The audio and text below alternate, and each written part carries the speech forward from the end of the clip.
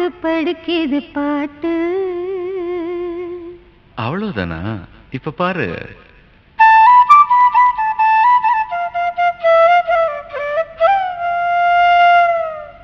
சரிதான். மேல பாடு. நீயும் பதில் சொல்லு கேட்டு. ஓஹோ.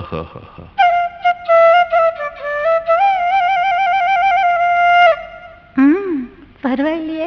ஏய், பேச்ச மாத்தாத, பாட்டப்படி. மாமா மயங்கிடலாமா?